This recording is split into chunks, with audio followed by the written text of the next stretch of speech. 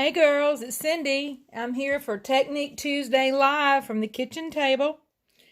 I hope I'm going to have some of you join me tonight. I know I've sent out several messages, so look forward to getting to chat with you. I know it's a couple minutes early.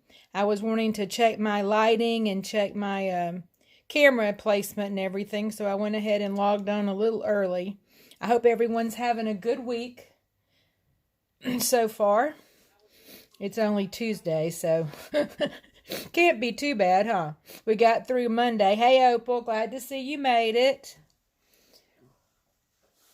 I've just had little kids today. I'm reaching over to get my drink. I've had little kids today, which is always fun. Elizabeth was here, my daughter from Charlotte, visiting last week, which is why I ended up not making last week's. We had her birthday dinner on Tuesday night that was supposed to be on Monday night, but because of some confusion, she actually didn't make it in until 1 a.m.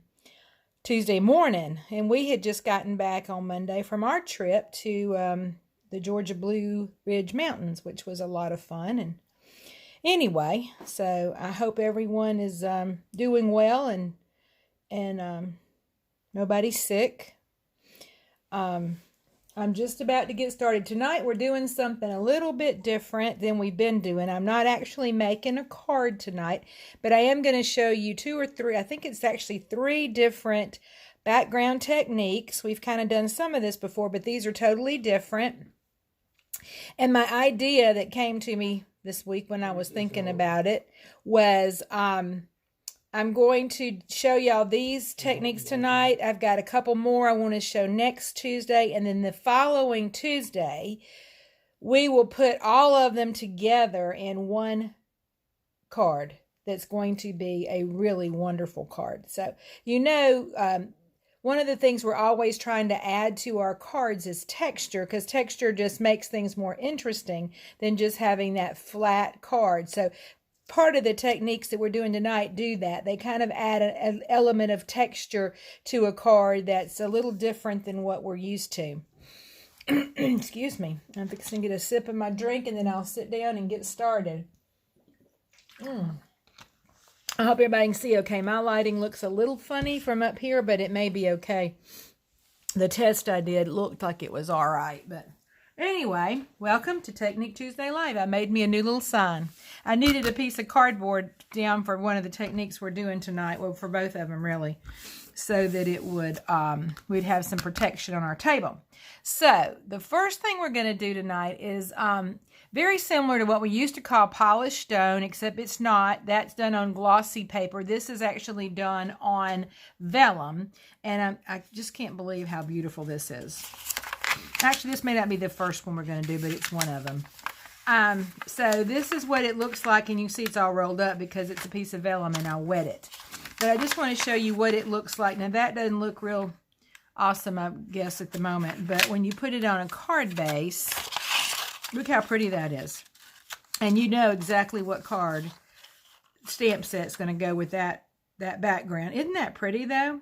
And I'm going to show you how to do this using your blends. It's a very different technique. In the past, we've added color different ways and then done something similar. But this time, we're going to actually use our blends to add the color. Because blends are automatically alcohol markers. They have alcohol in them. It works really well for this technique. So that's one of them I did. And you'll also notice you'll get a very different look. Let me take that blue piece out.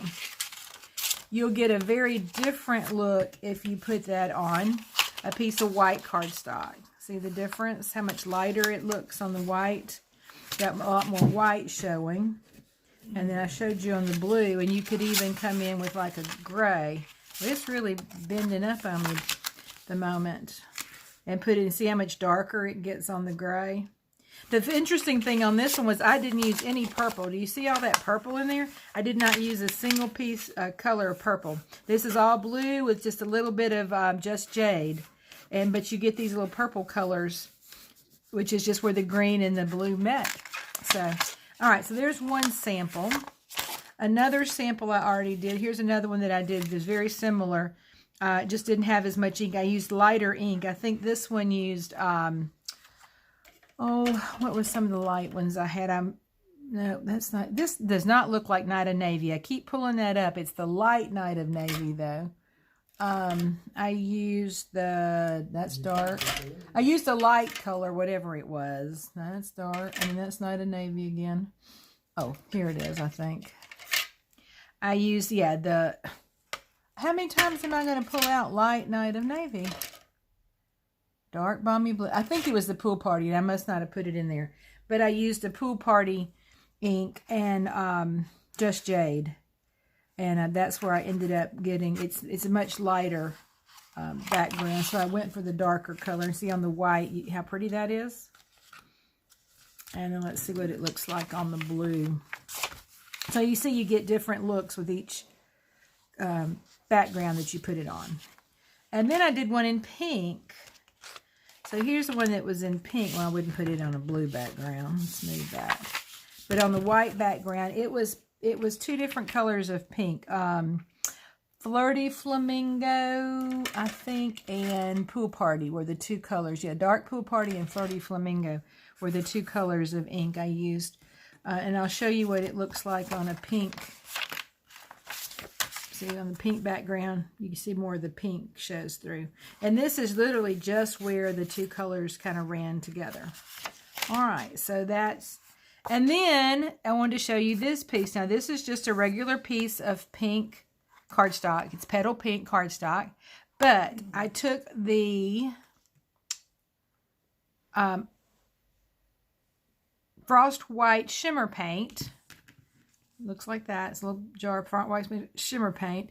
And I just sponged it all over the whole piece of cardstock. And can you see that? From my angle, I don't know if y'all can tell, it is very heavily pearlized looking down here. And that was the idea, is this is kind of a technique to copy that pearlescent paper that we have that came, I think, with the Sand and Sea suite. It's either Sand and Sea or Hydrangea Haven. It's one of those suites, had a pearlized paper. And this is kind of an idea of taking any of your colored cardstock and turning it into that same shiny pearlized looking paper. And I literally just sponged it on there, and I am gonna show you how to do that one. And then this is the blue. I did both of these.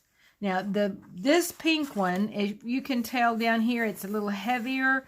And then I tried several techniques. I tried using our blender brush, our new blender brushes, like this, and it was a little harder. And that's where I got these darker spots. And it was harder to control the amount of ink I was getting with this. Now, it's a little bit, this feels a little hard now too. So I'm guessing that if you do this with this ink, with this paint, you're going to need to dedicate this brush just to using the paint with it, the Frost or one of those kind of paints. However, I did clean it. And I think I told y'all this last time. We use these, but the best way to clean these, now some people do take them and run them underwater. I don't really like that method, but the way I cleaned it was I took a baby wipe that was dry, pretty much dry, and some rubbing alcohol. Now this little jar is full of, this little shot glass is full of 91% alcohol. So you just, the kind you buy at the drugstore, but it's 91% isopropyl alcohol, not 70%. And that's only because it dries quicker, and so it helps keep your paper from supposedly from curling is bad. That you want it to dry fast. Excuse me, I need to get a sip of water. So what I did was I just wet that with the little baby wipe, and then I cleaned it off. I kind of rubbed it on there. Then I take the lint-free cloth like this one and then just dry it really well that way, and then leave it sitting up or standing up to dry. When it dries, then it will be a little stiff, but all you have to do is kind of take your finger and rub over it, and then it loses all that stiffness. But I do know some of the girls have actually taken theirs to the sink and just rinsed them out with water, but I'm a little nervous about doing that. So I've kind of liked this alcohol. And you can kind of see that one little white spot right there. That's where I used it. But it was not my favorite tool. I ended up liking just our regular little sponges. Now, you know, these sponges come 3 in a pack and they're fairly inexpensive, and you cut them into 4 pieces. So I don't mind dedicating a sponge to a specific color. So that's what I did with this one. And so this one, I'll just put a little tab on it that says, you know, frosted white. And I'll just keep it for frosted white. But I will take it after I'm done to the sink and rinse it out really well and let it dry, so that maybe some of this, because this is going to dry harder and this edge will get hard and then it won't work as well. But let me just show you how I did that. And it's very, very simple. You want to take your shimmer paint. Let me move that out of the way so I don't get it messy. And I'm going to do another one of the blue pieces because I have a plan for this. You know, I told you I've got this awesome card in mind, and we're going to use these pieces. And then I just take one of my blocks. Where y'all can see all this? I want to take one of my blocks, and I'm just going to pour out just a drop or two. Not a whole lot, and I'll need more than that. This is one method of doing it, and this is how I learned to do this. We did this a long time ago when these paints first came out. It was a real popular technique, and then, like techniques, it kind of went by the wayside, and now it's coming back. But just kind of rub it in to get it in. And then you don't want to start off your paper too much because you don't want to get the white all over your surface. Plus, you're not going to it's not going to go as far as ink does. So you're going to want to use this, you know, not waste any. But you're just going to start with circular motion. The reason I like doing the sponge is because I felt like I had way more control over how much ended up on the cardstock in any one spot. That I did with the brush. The blending brush, it was a lighter touch, but I didn't seem to have as much control over it. And this gave me a lot more control. So you just want to go, you know, over the whole piece that you're using, just holding that and swirling it, and that's it. I mean, if you go back over it, obviously it's going to get darker in places the more you go over a spot.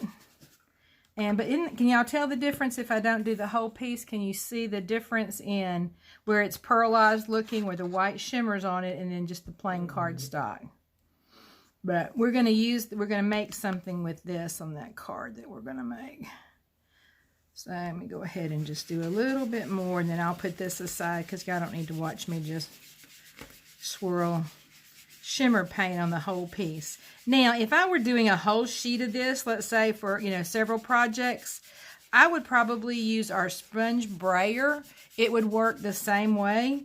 You would just have to put a little bit of ink on the sponge, and then, you know, when you inked it up, you would roll it the same way till you got it inked all the way around, and then roll it over that, and it would that would help it do it quicker, and it'd go a long way that way. I probably wouldn't do that with just one little piece because I wouldn't want to. I'd have to dedicate that sponge roller to just that color, and I wouldn't want to do that, and I also wouldn't want to use that much paint because you are going to, you know, end up wasting more of the paint that way if you're just doing one small project. But if you're doing a whole sheet, then that would be the way to go, I think. All right, so that I didn't do this whole little corner because I'm not going to put any more paint out. Another way, though, I will show you real quickly is you could take the bottle, put your sponge here, just turn it up and get ink on the edge of this sponge if you didn't have a block or something that you wanted to pour it out on. I'm always worried when I do that I'm going to get too much on it and not be able to control it as well, but that's another way. So I'll stop and I'll finish that later to use on our project, but I just wanted to show you how that's done. But isn't that pretty? And you can do it on any of the colored cardstock. Obviously, the lighter colors look more pearlescent than a darker color would, but your Highland Heather would be very pretty. This is Petal Pink and Balmy Blue. No, this is Seaside Spray. Your Mint Macaron, some of those lighter colors would look really pretty with that also. So I'm going to put those aside. So that's one way of adding pearly texture to cardstock. So the other thing I wanted to show you is using our watercolor paper. Now, I haven't done a whole lot with watercolor paper because I don't think I'm really good at it, but I've been practicing a little bit. And for some of our, especially our Sand and Sea suite, this is just perfect for underwater looking cards and getting just that kind of watercolor look. So this one I used Balmy Blue, Seaside Spray, and Just Jade are the colors I used. There's two sides to this paper. So this side has less texture. This side has more texture. And you can see this side, it took the paint quicker, the ink, and it was a little harder to move it around. So I kind of like the other side better. But that's what it looks like with those blues and greens. And this is what it looks like with, I used Flirty Flamingo here and Petal Pink on the edges. And this one I didn't do both sides. I just did the side that's a little less textured looking. But I'm going to show you how this works. And it's really pretty cool. So we're going to take a piece of that watercolor paper, and the watercolor paper comes 6 by 9, I think is the size of that paper, and you just cut it up into the pieces that you need. It's not one that you'd want to do whole card fronts with, probably. Let me see if I have a whole sheet. Yeah, this is what the whole sheet looks like. So that's the size of the whole sheet. All right, so to do the watercolor, we're going to use one of our aqua or water paint brushes. We used to call them aqua painters, but now they're just water paint brushes. All right, so this has water in it. They come in a set of 3, and I've just filled it up with tap water. And my sponge, my brush end is wet already because I've already been playing with it. And I need to grab I thought I had a paper towel, but I don't. But these are just some dry baby wipes. I put them in one of those little containers, and they did not stay wet very long. So this one's just dry, but it works really well. So what I'm going to do, though, is start squeezing. Can y'all see that? I'm sorry, I may not be in frame. Start squeezing water into the brush, and you can see it coming in down here, and then it'll start dripping off the end. And once it gets good and wet, then it's ready to use. And I'm going to bring in, I think I'll do the Balmy Blue again. That's the one I don't know. Let's do the pink. We'll do the pink one. But I want to add green to the pink one. So let me get these out of the way. So we're going to use Petal Pink and Flirty Flamingo, and then the Just Jade. And we won't have a lot of Just Jade on there. All right, so that's the different colors I'm going to use. Now, so there's different ways to do this. You can take your ink pad, and you can tell on this one I've done it, I cleaned it, and just squeeze your ink pad like that, get ink here, and then pick it up here and make this your palette. I don't love that technique anymore because they get so messy. So what I've started doing is I take one of my clear blocks and I just stamp it on there. Remember that technique we did one night where we just stamped color onto our cardstock? Well, this is kind of the same idea. I just stamped the color right there. Okay, now I've got my brush wet. Make sure it's good and wet. And then I'm just hold it over there and squeeze until I get like a drop of water falls. Okay, so that's got water on it. Now, I'm going to put water on this paper. I'm wetting the whole piece of paper down really wet. Yeah, I don't want to saturate it, but I want a good layer of water on it because that's going to help our ink to move around. And then I'm just using this block as my palette. And I'm going to pick up that pink color. Can y'all see that? And this was which one? This is the pink Flirty Flamingo. So it's the darker one. And then we just start laying that color down. And the more, you go back and forth, obviously it's going to be heavier when you first start and then lighten up. If you want it to be ombre, you keep going back to the first section and then work your way up like that. Another way you can do this is to use your re-inkers and just put a drop of re-inker in a little dish. I keep a lot of our little embellishment dishes for just that reason. I use those little round plastic things that the embellishments come in. I use those to put like a drop of ink in. And And then I'm just going to pick up a little bit more of that. And so like I said, if I want it to stay light here, then I need to start with the dark back down there so that I don't get dark mixed up here. Isn't that pretty? I just love that. Wouldn't this be a pretty sunset kind of looking card on a beach scene? All right, so that's that one. I'm going to just clean my brush off over here on my baby white till I got most of the ink off of it. And I'm going to take a different block. I'll close this one up because y'all know I will stick my hand in it. And I'm going to get some petal pink on this block. All right, and I'm going to do the same thing. Just ink it, squeeze it till I get a little bit of water dropping out.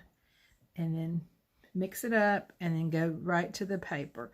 Now, I don't know if y'all can see that, but that surprises me every time I do it because petal pink has a lot more yellow in it than you realize. It really is a yellowy pink color. So it looks more kind of orangey actually when it gets on here. But isn't that pretty? I just love that. I think that is so pretty. And where you mix the two, you can kind of get whatever you want. You know, if you mix in certain colors, you're going to get a separate color in there. Like if you have a green and a blue, you're going to get something else in the middle. I'm not real good with colors. The other thing you can do, though, is you can end up with mud. So you do need to be careful what colors you're putting together so you don't end up with mud. But isn't that pretty? I just love that.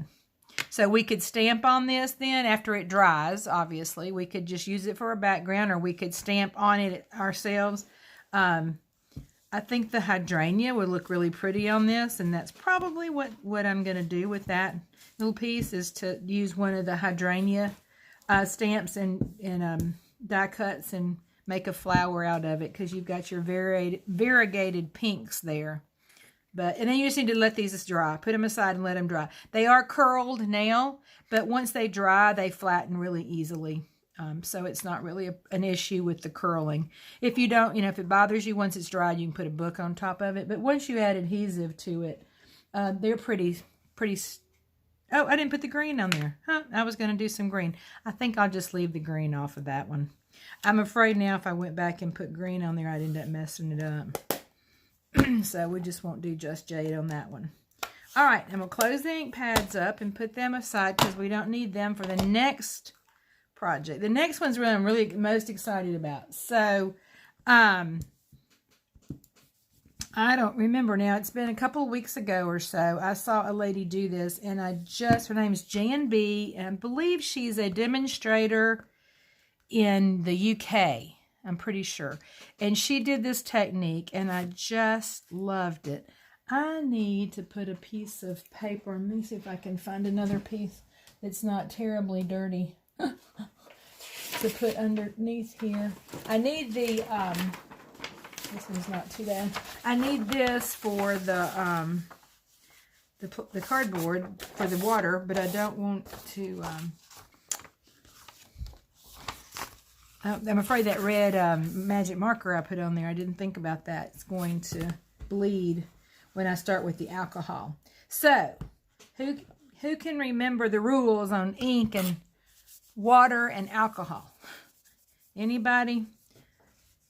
This one's got white all over it. I need to clean it. All right, so the rule is if you're using, like when we go to color with our blends, we always stamp with Memento ink, right? Because Memento ink is a water-based ink. Now, if we use some of our other inks, like StazOn is an alcohol-based ink, so you don't use StazOn with blends. They will smear. It's the same idea as sometimes you've heard if you take a Sharpie and you have Sharpie marker on something and you want to get it off like a dry erase board, you go back over it with another Sharpie marker and you wipe it off, because they will lift each other. So on this technique, we need to use alcohol and we need to use our alcohol markers so that they will run together the way we want them to. So I brought in several different blues. I'm still stuck on the blues. All right, this is dark balmy blue. And all we're going to do is just start on this piece of vellum. This is just vellum cardstock. And I'm just going to make some little swatches just all over. just doing swatches of color on the vellum cardstock. That was, I'm going to leave that out so I won't use it again. This is the light night of navy, which I keep thinking is going to be so dark, but it really is not as dark. It's not the true night of navy. The dark one is the true night of navy color. Okay, so there's a little bit of that. And then Misty Moonlight was the other one that I wanted to use. This is the light Misty Moonlight. I'm going to use the brush end. You could use either end. I just like laying down color with the brush end when I'm doing this much color because it's, don't have enough, faster. Just doesn't take as long. You know, see, I'm always in a hurry. All right, then just for a little touch of pizzazz, I'm going to stick in some of the Just Jade. Just a little bit to give us some variation in here. One of these is the one that turned, and I think it's the Misty that turned purple. All right, so you just have color swatches. We don't have it covered. We just have color swatches. Now you're going to take a paintbrush, and this is kind of a stiff end, and this one's kind of small. If I'd rather, I would have a bigger one, to be honest, because this takes a little bit longer. That's all. And then I've got my alcohol that I told y'all was 91% isopropyl alcohol. Buy it at Walmart or at the dollar. Where's that place? You know, CVS, Walgreens, that kind of drugstore. That's what I'm trying to think of. All right, so got alcohol on it. And literally, we're just going to start dabbing our alcohol with our brush around on the piece of paper. We're going to saturate this paper well with the alcohol. It will not hurt the vellum at all. It will curl a little bit, and it will dry. You will be surprised at how quickly it will dry. You don't need to heat it with the heat tool or anything like that. You just want to keep dabbing your alcohol. You do not want to do this with a sponge. You could, but it does not give you the same effect. And I'll tell you why. It's because the sponge will pick up color as we're doing it. So you end up losing some of it. Now, if you don't like the way it's pooling or puddling up there, you don't want those kind of little looks, you can blow on it with your hot breath. Just, you know, take a sponge, a straw, and blow through it, point it at that area, and it will literally blow that color. And you get a really cool pattern doing that. Or you can just wait a minute. Once it starts to kind of dry and you have these little spots, you can go back then with your brush and some more alcohol and just kind of clean it up a little bit. And finally, the other thing you can do with that is take your baby wipe, dry, or a paper towel, something like that, and then just kind of dab just where it's pooled up. And you can also do that, especially if it's places are running together that are getting real muddy looking. Sometimes if you have a lot of color on the edges, where it comes to the edge, it'll start looking real brown or muddy, and you want to kind of clean that off. I actually cut this piece of vellum, all of the ones that I did today, I cut to 5.5 by 4.25, so just, cut the page in fourths. I won't use that whole piece on the card. I'll cut it down, but that way it's just easier to kind of work with it, and then I can come in and trim it when I'm ready to use it for my project. All right, see how it's running now? Because it's wet, I can lift it up and kind of move it around, and some of that would continue to drip, give you kind of some dripping look, or you can just leave it alone. Sit down and let it dry. That one didn't get good and wet there. And you can also go back over and add more. Y'all may not be able to tell this, but like this section right here, this section up here, these are all dry already. I can still see wet in some of these bigger sections that I just did. Clean my brush off. You can also tell my alcohol, I don't know if y'all can see it, is turning a little blue because I've been using that all day. And I've cleaned my brush in it enough times that it's getting kind of blue. So I'm going to let this dry a little bit. Blow on it. Probably got my head in the camera there. I'm going to let it dry just a little bit, and then I may go in and add a little bit more color in some of those white spots. That's just depending on what you want, you know, what you want your background to look like. So, but in here we're just a little light. So I'm going to take, let's see, what is this one? Yeah, the dark balmy blue. We'll take the dark balmy blue, and I'm just going to add a little bit more color right there in that area. The hardest one I found to work with is yellow. Just because when you start putting your yellow in, it really turns into all kinds of other colors with everything. And I was getting color on my markers. I don't know, I guess because I was going back over another color, but all right, so see, I just added a little bit more color in that spot right there. 7:30. All right, thank you. All right, so that's really the three kind of background techniques I wanted to demonstrate tonight. You need vellum cardstock to do this one. You need your blends. Now, like I said, you can do this with just your re-inkers.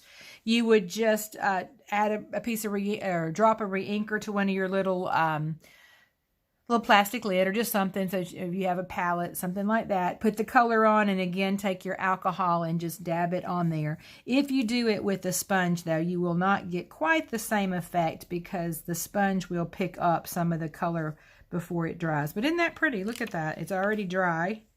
Pretty much. There's a little wet right there.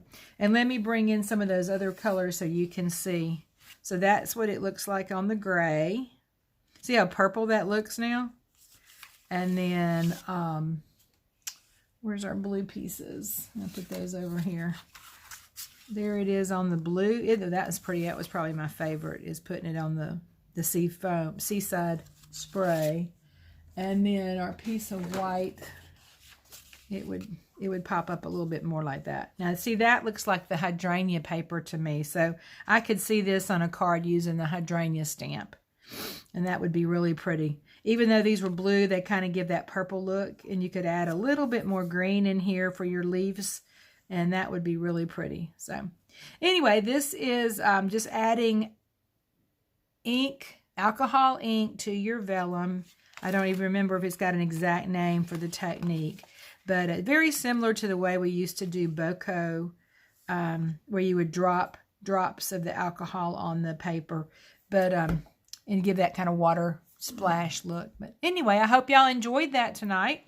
And I hope you'll come back next Tuesday to see the next couple of techniques I want to show you. And then the next week will be our final week, and I will have we'll have a project. We'll have a card that we're going to make using all of these samples that we've worked on tonight and that we'll work on next week. So thank y'all for coming. I appreciate it. And thank you for liking, commenting, and sharing this post. I do have a giveaway tonight, so I'll be drawing a name probably tomorrow evening, so I can give people who can't watch it live, so I can give them time to watch the replay and comment and share.